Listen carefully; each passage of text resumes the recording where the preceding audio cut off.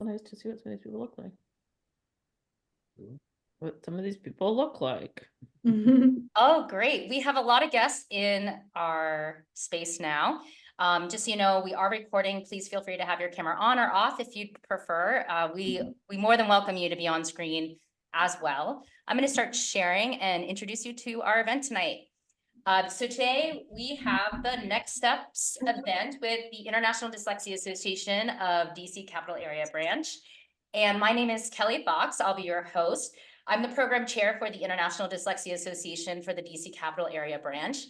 Today's panel's discussion is for families and professionals to reflect on how to navigate and respond to a risk indicator on a reading screening, and also to address questions on how to support learners with dyslexia. In this talk, we aim to dialogue about next steps in helping struggling readers, whether you are at the beginning of making decisions or at some other fork in the road. At this time and throughout the talk, you are welcomed and invited to share any questions in the chat box. We'll be keeping an eye out for that. That's for family members, education professionals, practitioners, or any other supporters that are here with us today. And just so you know, any questions that we might not be able to get to this hour, we will save and hold on to for future discussions. So don't be shy to drop stuff in the box to help us support families and professionals in the future. We also want to thank anybody who turned in their questions in advance. All of you registered. So we appreciate you taking the time to do that. So whether you're here live or watching this at some later time, we hope you find all this information helpful. Now, as is custom, we'd like to introduce our panel, and I'll tell you a little bit more about them. We have Susan Danker, wave if you don't mind, Susan. We have Nicole Joseph, wave if you don't mind, and Lindsay DeGali.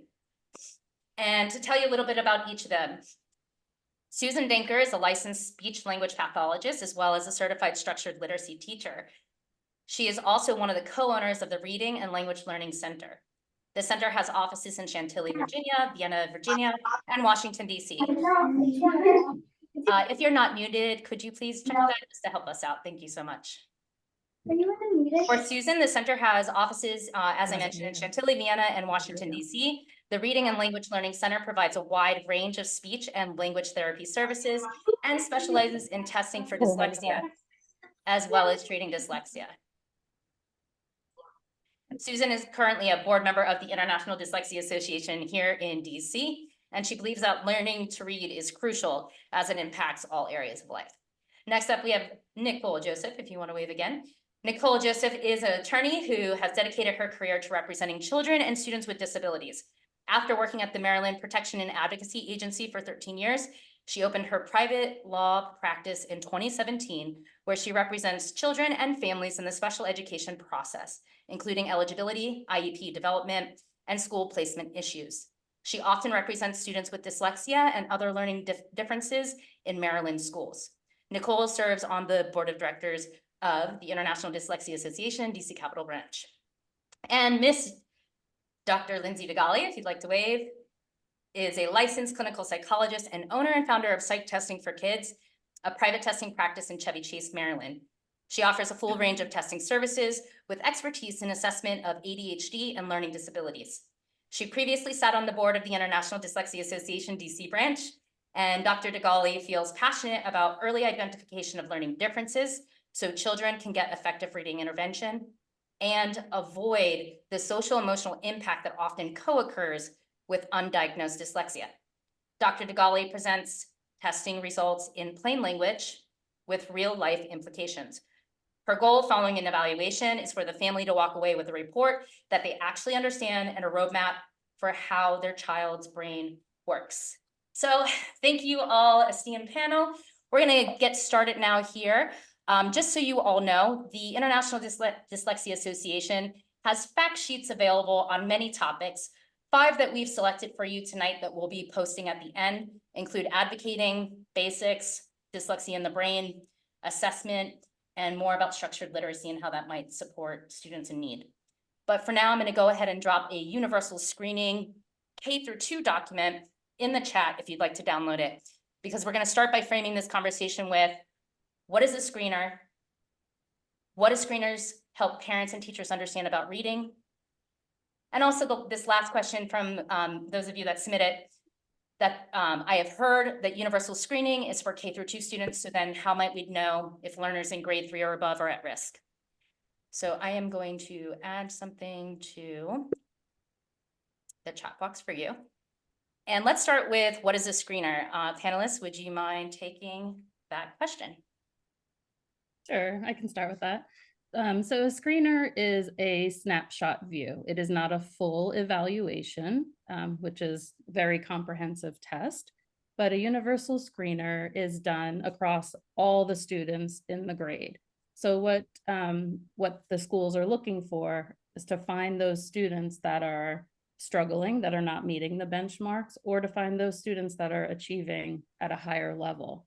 And for the students that aren't meeting the benchmark, then interventions can be put into place. And for the students that are well above, then they can have some acceleration and do a different type of program, especially in the area of reading. Thank you, Susan. Sure. Our next, So, yeah, Nicole, Oh, thank I you. was gonna- yeah, so Go ahead. just to say a word about what's required in terms of screeners, it is going to vary from district to district. So you may be in Maryland, DC, or Virginia. All three of those locations have different requirements in terms of what schools must do in terms of screening. So in Maryland, the regulations starting from 2019 require screening up to third grade, and DC just passed legislation, is my understanding, that it goes until second grade. So the Maryland law says that if by third grade the student hasn't shown, if they're still demonstrating need, that they would continue to screen, but only if they're demonstrating need. So it's going to vary what's required in terms of screening. And I can speak to exactly, what is the screener looking at? How does this give parents and teachers information about their child's reading progress? So again, it's not comprehensive, it's not diagnostic of dyslexia, but it is about, screening for those red flags, those things that are known to be very predictive of reading success or failure. So that's things like phonological awareness, rapid automatic naming, which, in these younger grades is just about really letter naming fluency or number naming fluency, letter sound associations, decoding. I think as kids get older, there might be some comprehension, but these are quick, like 1 minute kind of assessments. So we're not diagnosing, but we are, again, as we've talked about, dividing these kids into groups of kids that need more intervention, that are doing fine, or perhaps need acceleration. So this just gives us good information about progress, but we do this multiple times a year because kids are going to develop over the course of a year. And so we can really track their progress, and determine if interventions are actually working. So that's also where the progress monitoring, screening comes in as well. Thank you, Lindsay. I think you spoke to one of the questions we had up, as well as one that's coming up next. So one of the questions we had up was, what about those kids who are not getting universal screening that might be required by a district or a state? What about those grade 3 and up? And as we know, Nicole had mentioned that it will depend on your area. Maybe third grade or other grades will be included. Some areas might have K through 12 where there's still screening and doing some sort of assessment to find out what kind of intervention is needed. But to the next question that came from our audience, Lindsay and Nicole, this likely would go to you. My K through 2 child, so this was across kindergarten, first grade, and second grade that we heard this question. My K through 2 child has been flagged as at risk for reading problems. Does that mean they have dyslexia? Go ahead, Lindsay. Okay, so not necessarily, right? So again, we're looking at risk, so this is not diagnostic, does not mean they definitely have dyslexia. In fact, there is a larger group of students that need more explicit, evidence-based reading intervention to make progress in reading. But that could be, 45% of students that actually fall into that bucket potentially. Not all of those students are dyslexic. A smaller subset of those students are dyslexic, but they still need more intervention. They might need smaller group, they might need it more explicit. And so that's where, the structured literacy intervention and instruction comes into play. the other thing I want to mention is there's lots of reasons why kids might not do well on screeners. It could be attention, it could be effort, it could be, you know, other Oh, I'm cognitive sorry, Buster, I didn't see you there. issues. So, you know, it doesn't necessarily only point to dyslexia, but of course it, you know, should, you know, raise flags, obviously, that we really need to pay close attention, and be monitoring progress in these interventions. Nicole? And I'll mention that if the student has been flagged by the school screener and starts to get an intervention, then they're in this period of time that's often referred to as response to intervention, right? We're going to see what their response Yeah, is yeah. to that intervention. And some kids may No, I know respond to what the you're talking intervention. I'm sorry, if And you then- on mute, please go ahead and mute yourself now if you don't mind checking everybody. Thank you, Nicole. Go on. So if your student is in the intervention, they may respond to it and not need further consideration for special education or assessment. But two things. One, if they don't respond and you don't see progress, and progress should be being shared with you. So if you don't see progress fairly quickly, you should be thinking about further assessment rather than screening. And the other thing is that we can't allow this time period to delay eligibility for special education. So if you believe that your child does have a disability, you have the right to start the process of being evaluated for eligibility for special education. You do not have to wait to see what the response to intervention is. If you suspect a disability, you can request that process for special education start. Nicole, I think that's a very helpful point that you just made that goes well with our next question, which is, what if there are no screeners at this school that I'm at? How do I find out what I can do for my child, or how do I find out more about my child? If any of you want to speak to that, I think that comes next.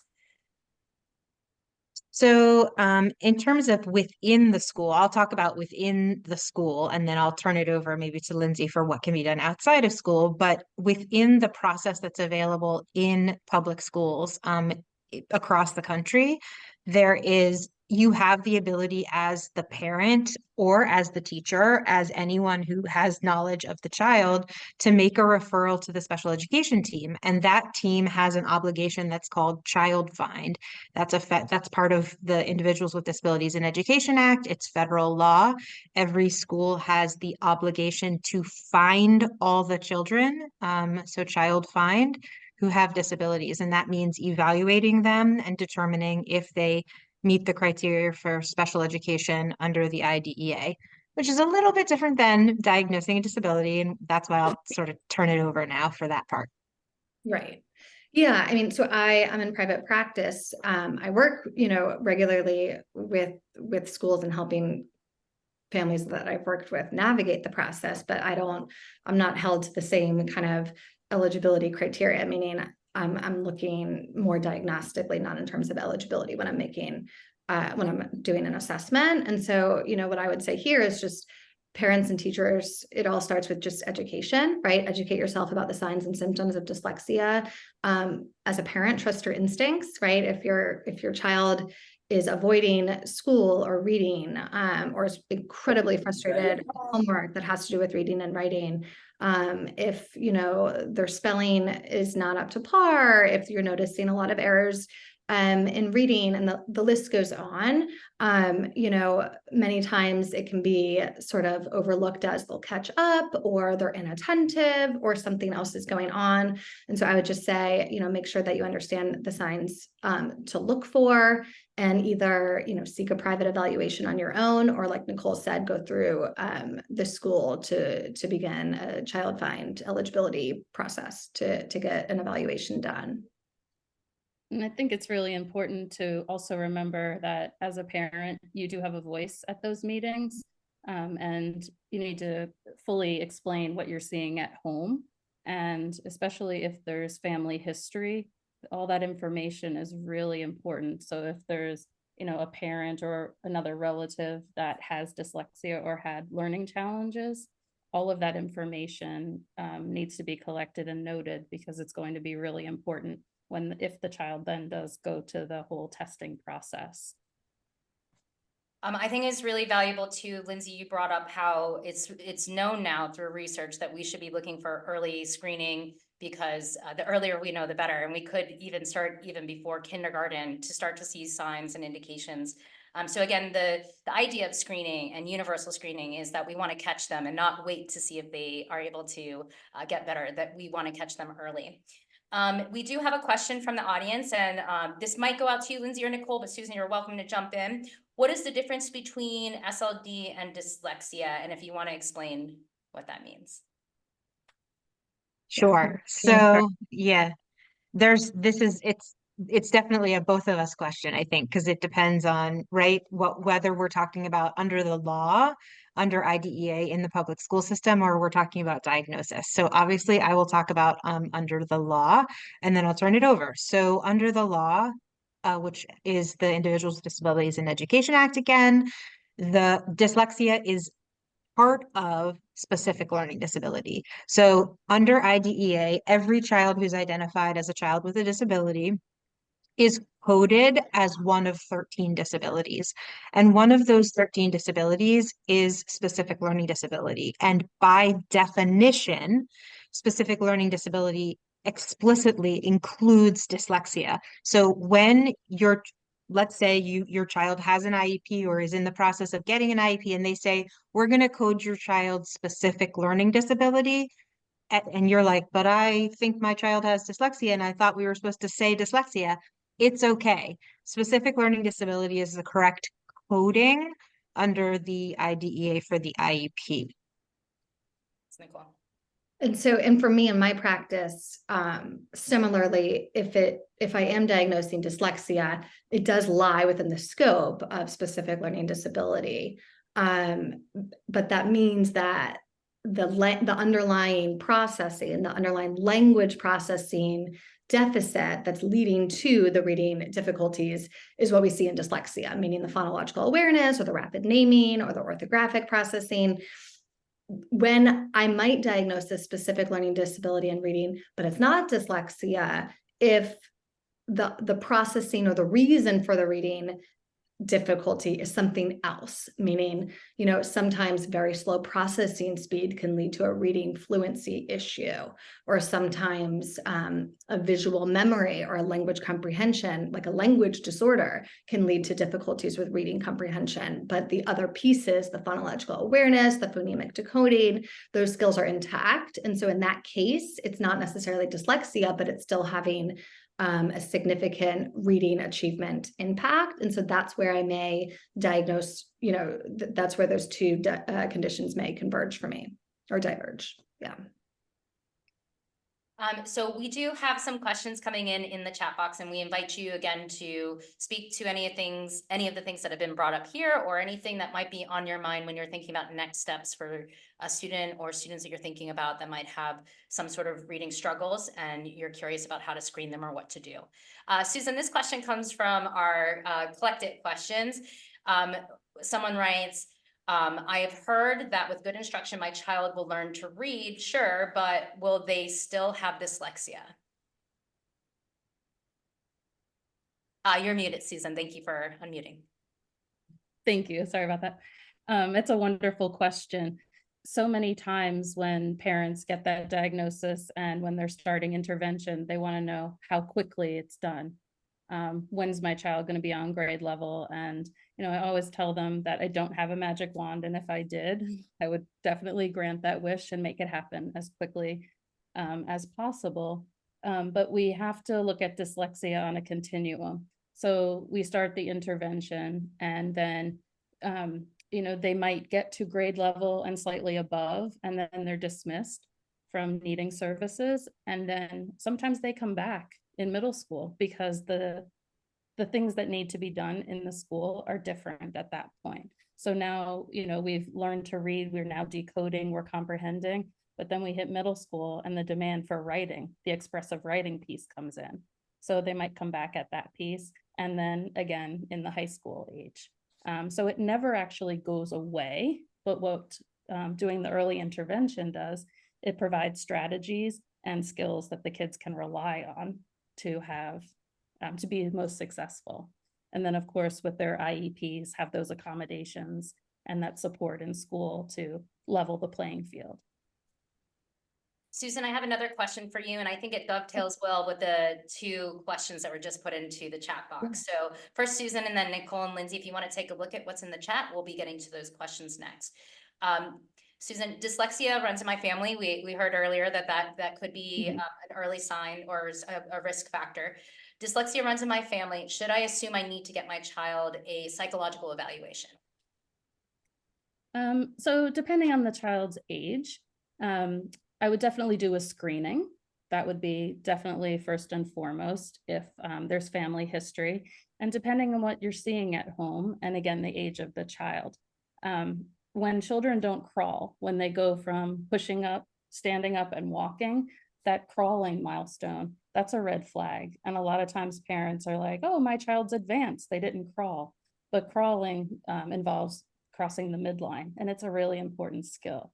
So sometimes when we start talking to parents and getting more information, more red flags come out that they didn't realize were there. So those signs are early, very early on. But if in preschool, if there were issues with rhyming and blending, difficulty in kindergarten, not knowing the ABC letters and the sounds that those letters make and making those connections, then it's definitely earlier is always better. And Right. I always tell parents, trust your instincts.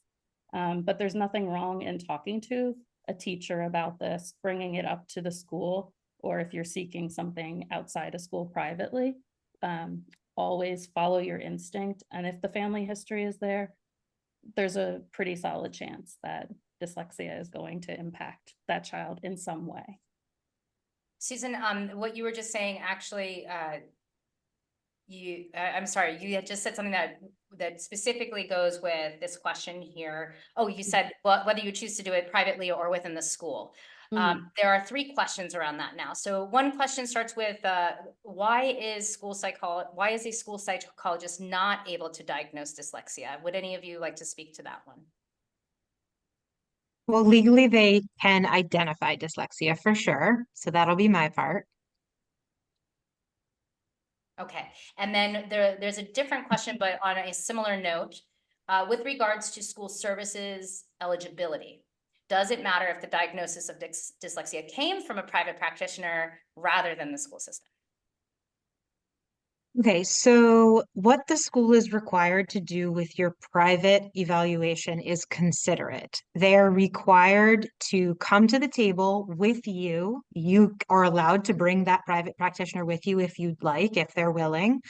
And they must consider it. And some school districts, every school district handles this a little bit differently. Some of them will fill out a form. They'll say, Dr. Dogali, yes, she's a certified, she's certified. Yes, she has the proper certifications in order to give these assessments. Yes, she signed this. They'll fill out a whole form, right?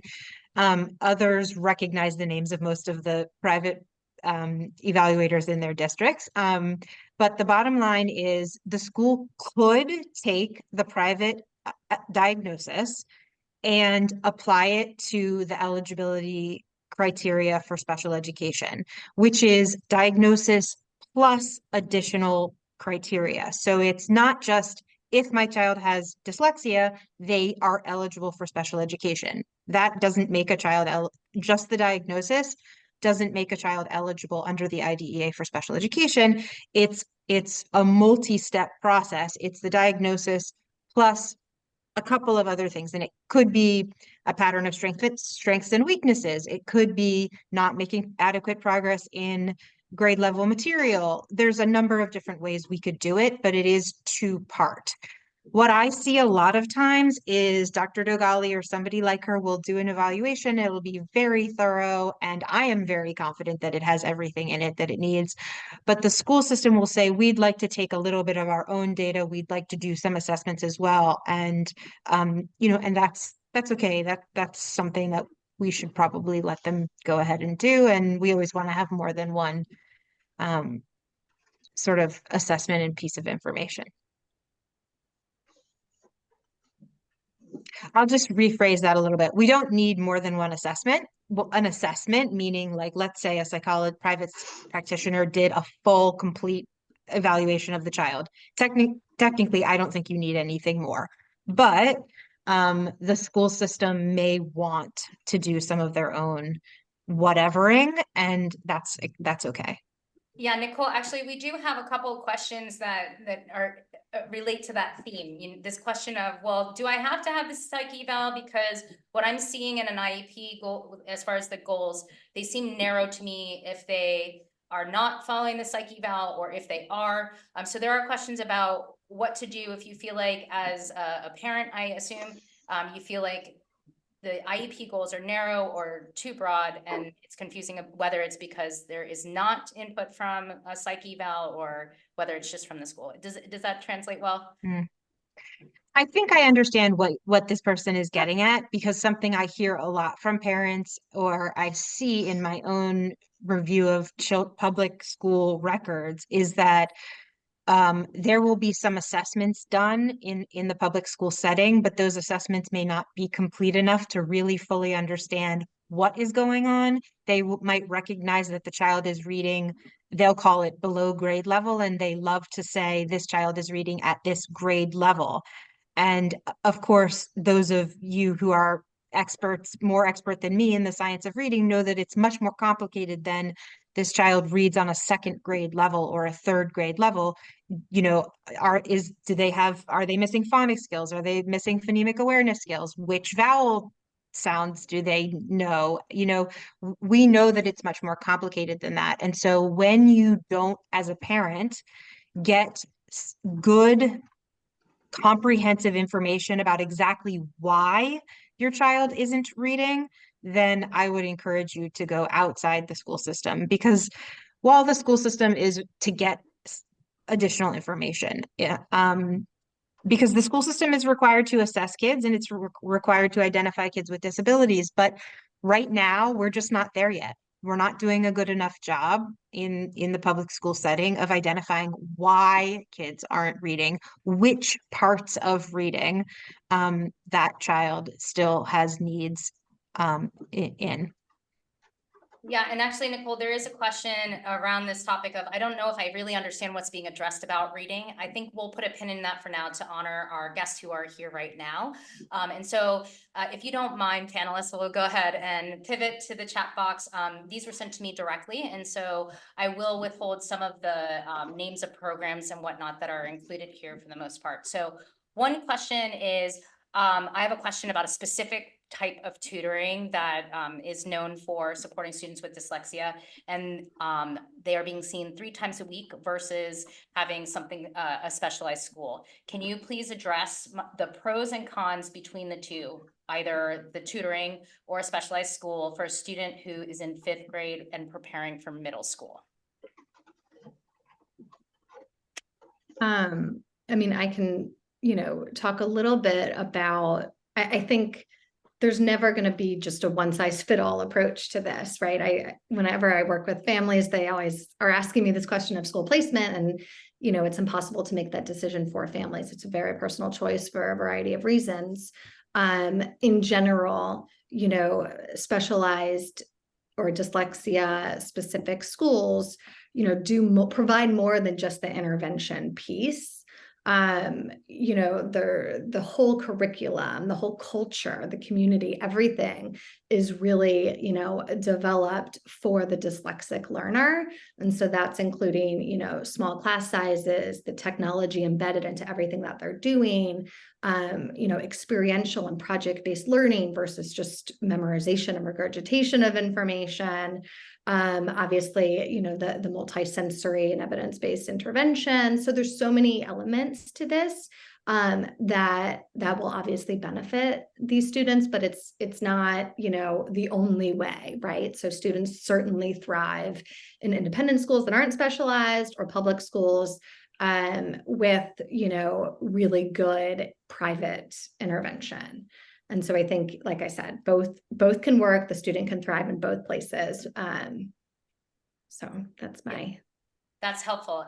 Knowing that the quality of instruction, the quality of intervention, how intentional and diagnostic, systematic it is, that will be one of the ultimate things you might decide to review in order to make that decision. Susan, I think this question in the chat box goes to you. It's how long, excuse me. My school has sent me a letter about a child being flagged for RAN. I think that has something to do with my child's working memory. What is it, and what's the impact on reading and spelling? Sure. So RAN stands for Rapid Automatic Naming. Lindsay spoke a little bit about that. It's one of the key indicators that there could be something happening with dyslexia. So it measures fluency. So fluency of naming letters, naming numbers. It can be objects and colors. So the idea behind it is how quickly the brain picks up those images and can attach a label to it. So that is a piece of working memory. And that is a large part of the language piece of dyslexia. So some of the kids, they can do it, the task, but it might take them a really long time, or they might have trouble coming up with the label for the color or even the alphabet letter. The more automatic those skills are, the better reader they're going to be, and their reading fluency, even if they're not yet a reader, when they learn correctly how to read, their reading will flow if they have good rapid naming scores. Susan, it's exciting to hear you mention that, because if we have teachers here from DC, they are certainly hearing about RAN more in their screeners. And so if you have anyone who is curious about RAN, I think you can refer them to this part of our talk at a later time. The next questions are all coming from different individuals, so they will not necessarily be of the same theme. Panelists, is that okay for you? Sure. Mhm. Excellent. So next up we have, I have a 4th grade student who is doing another kind of tutoring 3 times a week. There's a summer program we're considering that focuses on a different program's approach. Any comments about using mixed approaches? Is that good or a bad idea? I can take that if you'd like. Sure. As long as both programs are structured literacy programs, there shouldn't be any difficulty in doing a mesh of the two. I would say that in my practice, we often collaborate with the other person if they're doing something else, whether it's at a school or they are seeing another therapist. We try and collaborate to make sure we're using the same terminology. What's really important to remember is that kids with dyslexia have that, it's a language-based learning disability. So there's that language piece. So when teaching the children, let's say vowels, it's really important not to call them short vowels and long vowels, because I can say, ah, and make it long, right? And that's what the children have that difficulty kind of doing long and short and then name and sound. And it's really important that everybody's on the same page and using the same terminology to explain, especially like the ordinance-based spelling rules, using the same language so it doesn't become confusing to the child. But doing something intensive is going to be the most beneficial for dyslexia. I can see on my end what the name of the programs are, and I'm out of respect, of course, not naming them, but I will say to the parent, if you know who you are, one is more code-based and the other one has many other aspects of language learning, from speech sounds to how we create a picture in our head and how we use language to speak. So they might actually attend to 2 different needs of your child. So you would want to see what each of them says they have to offer, and that might help you with that. Our next question. Oh, Susan, sorry, please. I was just going to say, you always want to make sure you're building from the foundation and not just if your child is in 3rd or 4th grade, starting at that level of instruction, because oftentimes it's the phonemic awareness, that foundational skill that's not intact. So when therapists and tutors and schools, they're like, oh, they're in 3rd grade, we're going to start at this level of intervention. We're missing that foundation. And just like stacking a house of cards, it's all going to crumble if that base is not solid. We have another question. Can you speak to what parents can do if their school evaluation assess for dyslexia based on the discrepancy model? Do any of you have any guidance or thoughts to offer about the IQ versus achievement discrepancy model? Yeah, I can speak to that. So the IDEA speaks directly to this. So 34 CFR 300 actually is where you want to go to take a look at that. And what it says is that schools must not require a severe discrepancy. So it used to be, but you can use it. It's just that they can't require it. And the reason for that is because it used to be that it was required. And that excluded kids who might not have a high enough IQ to create the discrepancy. However, the reason we want to have the ability to use the discrepancy model sometimes is because there are kids who we call twice exceptional, kids who have very high cognitive ability and who aren't performing to their cognitive ability. For those kids, we need to keep the discrepancy model as an option. So the bottom line is the law says we can't require a discrepancy. We have to have other possible ways of identifying kids with learning disabilities, but we can use it. And I can add just that I do see these kids often, right? So these are the kids that have exceptional vocabularies and they're very articulate, and their verbal reasoning is off the charts.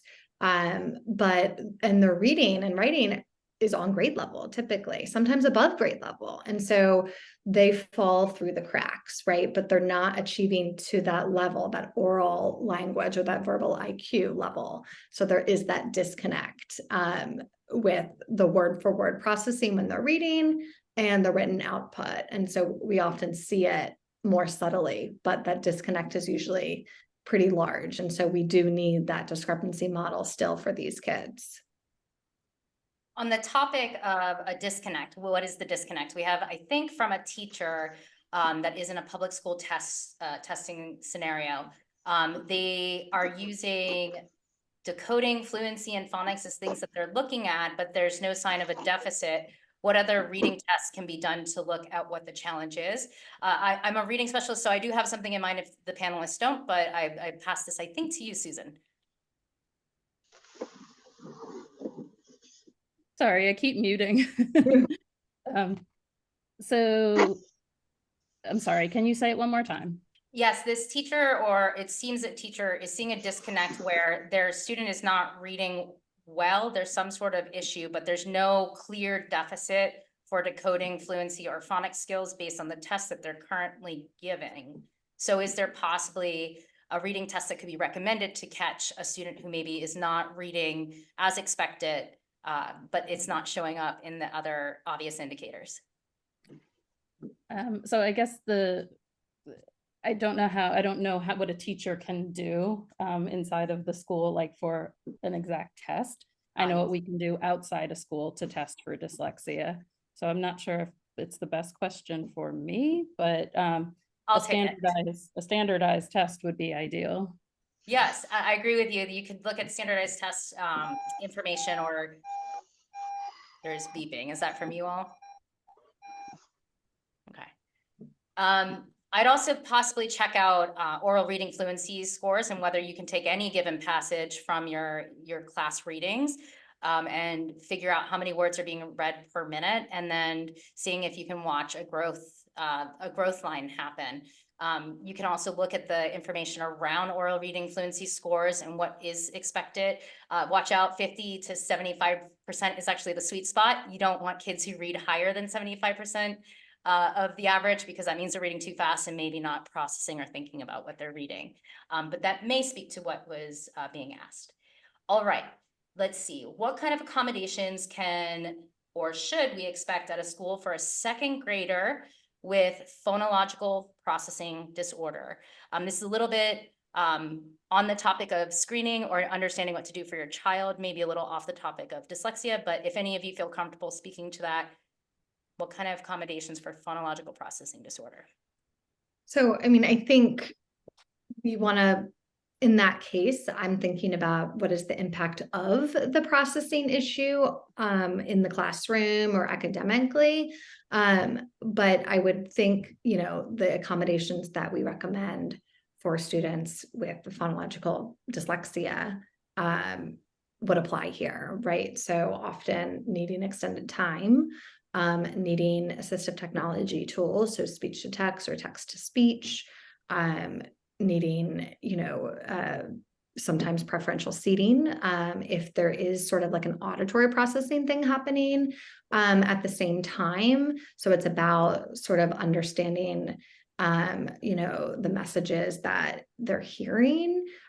So instructions and information shared in class, then, pairing that with visuals, breaking down that language into smaller chunks, repeating or rephrasing as needed.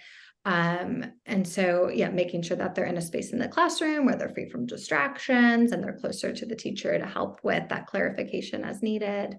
So I think it sort of depends, accommodations are obviously going to be individualized on a case-by-case basis. So it depends on what the student is exactly struggling with. But I would think that many of the dyslexia accommodations would apply.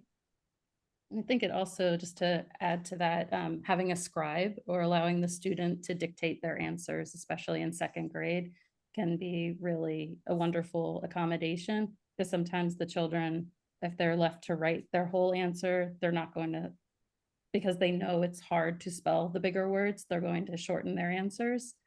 So they might just say, I have a dog, instead of saying, I have a golden retriever. And same thing with if they're testing for reading comprehension and they ask what type of dog was it in the story, and they just say dog. But if you ask them, they might be able to tell you more information. So it'll really capture truly what they know, versus if they're left to their own devices.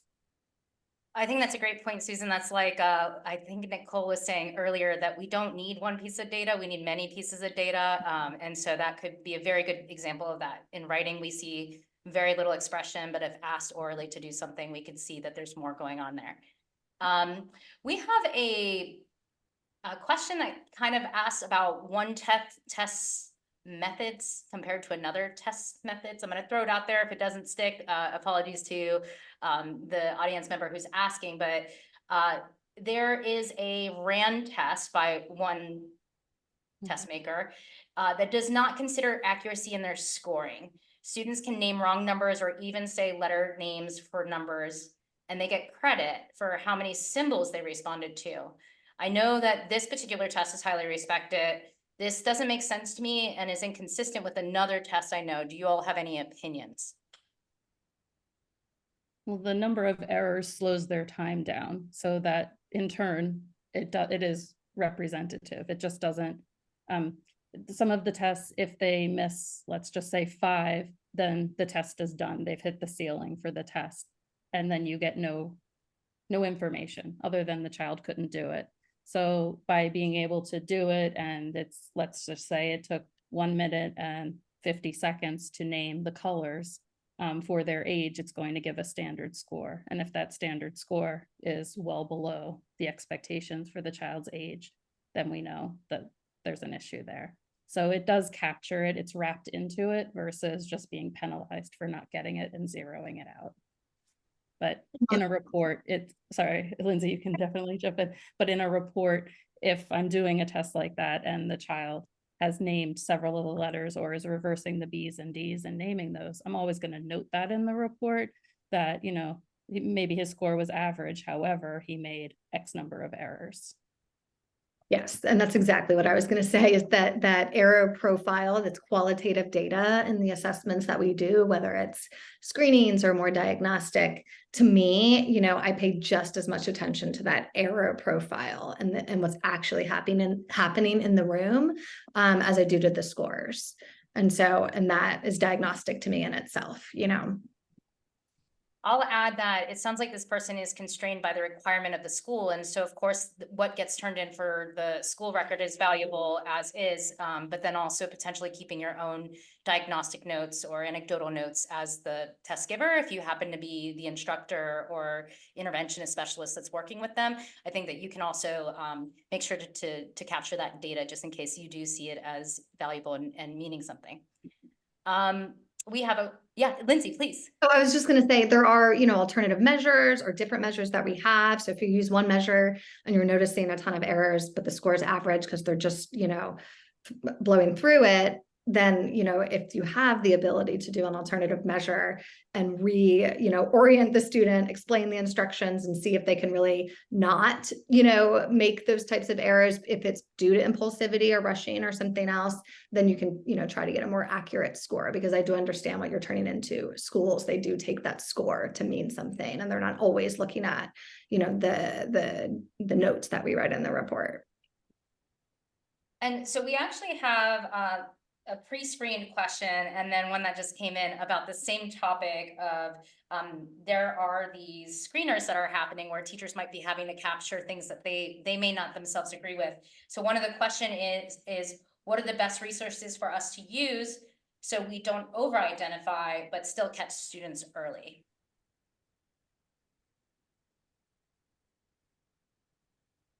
In this case, I know that for some districts, speaking as a reading specialist, not to jump in when we have our panelists here, one of the things that is done is that there are multiple times in the year where you're screening intentionally so that you might capture more kids than you want to keep in the long run in your intervention or tier 2 and tier 3 list.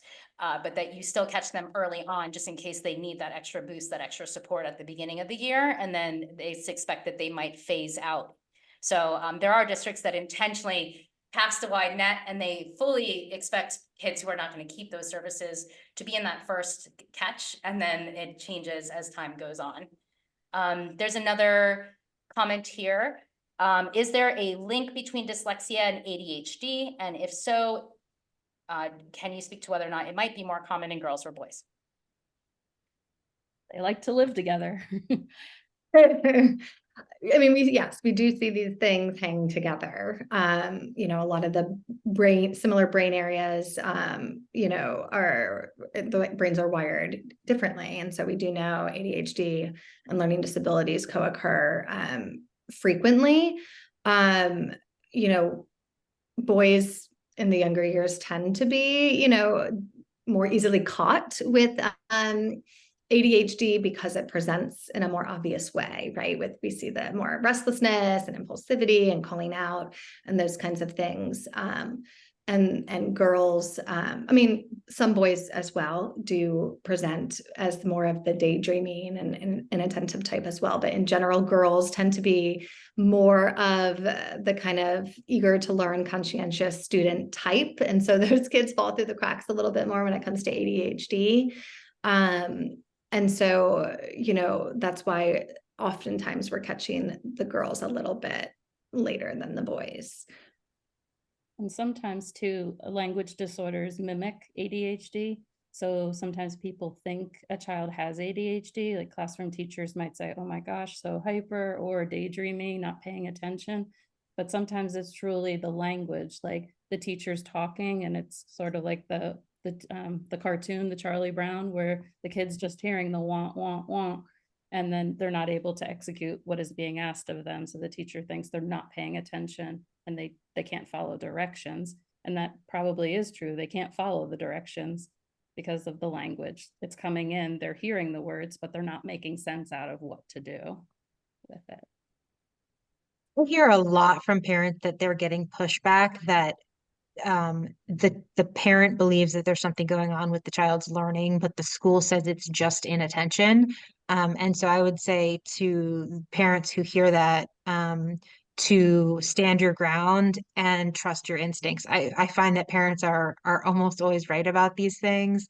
And it is very common for schools to want to say, this is ADHD, go off and deal with that medically, because they don't have to do anything. They want you to go deal with it medically. But when you know that there's something else going on, you need to you need to keep pushing. And just to add to that, because I see, like, if we're getting very specific about what is going on, when kids are reading and trying to read word for word, a lot of dyslexic kids miss, it's not just the big multi-syllabic words that they're confusing. It's the little words too. It's the, that, a, and, it, she, he. These things get mixed up. And I see often in reports done by schools or maybe other professionals that does get sort of attributed to inattentiveness to detail in ADHD. And maybe the child does have ADHD and dyslexia, but it doesn't necessarily just mean they're not paying attention. In fact, they're probably trying incredibly hard to decode. They are trying incredibly hard to decode. And so that is a sign, that can be a sign of dyslexia. So we're coming to the end of the hour. We're going to do 3 more questions. And then, first of all, thank you, panelists. This has been kind of rapid fire and you've just kept with it. So thank you to you for your stamina and your contributions tonight. So our last 3 questions, we have, do you have any thoughts about a first grader who seems to perform differently depending on the assessor? For example, on a phonics screener, my child would get 9 out of 10 for CBC words, but given the same screener a few weeks later, but with a different assessor, only get 3 out of 10. Susan, that might be a question for you. Yeah. Well, children, especially children that have a learning disability, will perform differently on different days. I'd have the teacher, the parent kind of look at those errors. Are they the same words? Are they different words? What are the types of mistakes they're making? Are they vowel errors? Are they initial sound? The child might just be guessing based on visual structure of the words. And that could be a piece of the problem right there.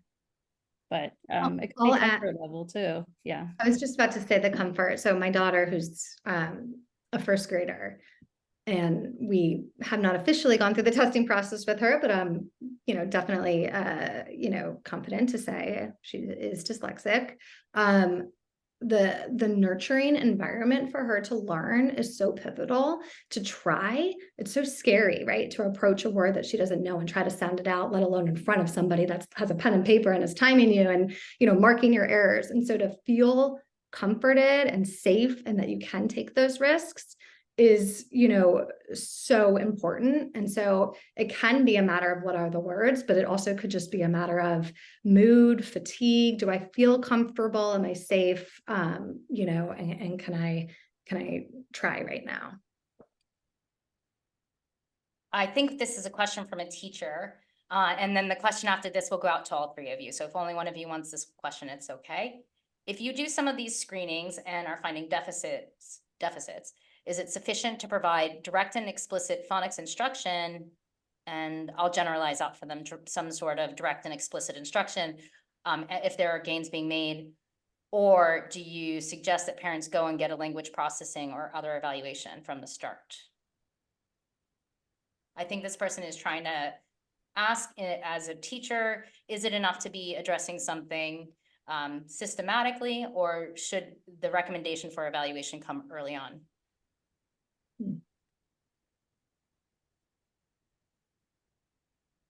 Susan, is this a you question? It's hard for me because I'm not in a school. I'm completely a private practice, so I'd answer it very differently. And I don't want to misguide a teacher, somebody that might be in the DC public school system. But if I was the teacher, I would note this and I would bring it to the special ed team to say, hey, I have concerns with this student. The student needs to be watched. Let's do something about this. As the teacher, I would talk to the parent and say, these are some areas that I'm noticing. Do you notice these things at home? Maybe when you're reading with the student or when they're doing homework, are these struggle areas? Because we don't want them to fall through the cracks. And the big problem is a lot of kids, they're very, very smart and they develop strategies and they can get by, and they get by till about the 3rd grade. And then they hit this massive wall because we're no longer learning to read, we're reading to learn. And then comprehension comes in. And that's when they typically will get caught 3rd and 4th grade because they can't rely on those skills that have worked for them before, or strategies really. And I'll just remind teachers out there that schools are obligated to identify these kids, right? And so we can't just give, legally, we can't just give intervention and not identify which of the kids actually do have a disability. We the public school system is required to identify them. And I think there's a lot of good reasons to do that. One of which is tracking data over time. You know, you might be a great teacher, and this kid might have a great teacher this year who's doing really good evidence-based intervention, and the kid is getting what they need without being evaluated or identified. But there's no guarantee that they're going to have that next year. They could have a different teacher with a different attitude and a different level of knowledge, and the only way that we're going to track whether that kid is making progress or not is if we're required to do that. And they have to be identified first before we're required to do that. And they could also, the family could move to another district or another state. And if there's no information from the previous year that there could have been, that all of this could be documented. And then that could help him at the new school that that student is starting. So it's really important to document it all. It's really amazing how late I hear from families. You know, I hear from families. I mean, third grade is such a pivotal year. We talk to a lot of third grade families, but even later than third grade, you know, when kids are compensating, and, you know, I'll hear from the family of a fifth grader and they'll say, my child is going off to middle school next year, and I've just found out that they're reading on a second grade level, and that should never happen, right? Families shouldn't be finding that out so late. One of our last questions is really sort of to remind all of us to care about our learners' social emotional health and well-being. And so our last question that can go out to all three of you, but to you first, Lindsay. I see my child going from a happy child to one who is starting to hate reading in school. What can I do to make them less frustrated or better off? Yeah. I think this goes back to, you know, trust your instinct as a parent that there is something to that, something is going on, and make sure that, you know, you're taking the steps to make sure that we identify what it is and that they get the right interventions and the right supports, so that we can correct course and not, you know, homework is a frustrating experience, even when, you know, it's properly identified for ADHD and dyslexic kids, but there are supports, there's accommodations that we can put in place. And so it really is about the early identification. And I think also just being empathetic to the child. It's a hard day. It's a long day of school. So if they have, you know, if a teacher can show them some empathy at home, you know, sometimes they keep it together at school and they get home and they just unload on the parents, and then everything becomes a battle. So just, you know, keeping all of that in mind, that it's been a long day. It's a hard day for these kids, and they're working twice as hard as a student that doesn't have dyslexia. And then they come home and maybe there's a pile of homework to do. So just giving them that space and let them express themselves. How are you feeling? What can we do? How can we make this easier tonight? And I'll share something which I hope will be a sort of a positive note to end on, and also answer this question, which is addressing that social emotional frustration and displaying the frustration behaviors. So I have a dyslexic 18-year-old, and when who is doing amazing and is in college and doing great, but the worst of the social emotional stuff that you are talking about, the worst frustration, the behaviors, the school refusal, like all of that stuff, we went through that and we got through that and we got the right intervention, and he is an absolutely lovely adult who is a loves to read, and would tell you it's probably his favorite thing to do. So you can make it through that. Thank you, Nicole. So I'm going to go ahead now and pull the PowerPoint back up. I've just dropped 6 of our most recommended fact sheets from the International Dyslexia Association into the chat for you all to take a look at and to download now if you're interested.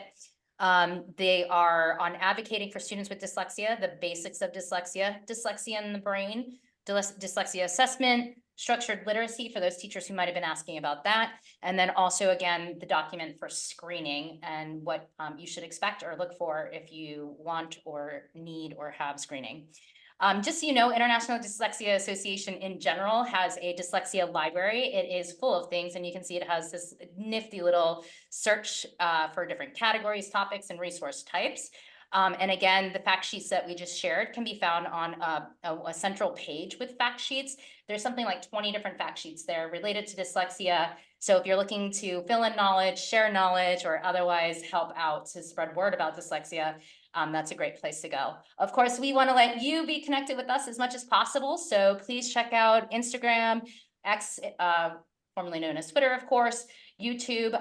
It might be a little bit tricky. We do have DCINTL dyslexia for Instagram, but you'll find Dyslexia DC for Twitter, and then you'll find DCIDA for YouTube. So if you just try a little bit, you'll eventually get to us. And so this will be posted on YouTube in case you do want to share this talk with anybody. We are posting upcoming programming events that are for parents and teachers coming up hopefully in May, as well as around September or fall. So please stay plugged in with us. We do have more opportunities to connect, to learn, and to share ideas and resources. We intend to have a resource fair in the coming month.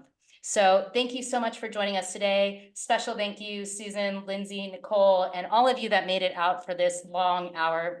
Almost all of you stuck around. It's amazing. If your question did not get answered, we will be saving these, so that way we have them for future talks. So if you do want to drop a question in still now, feel free. I'll save it and it will go somewhere where we use it. Thank you for your time, and that's it for us now. Good night.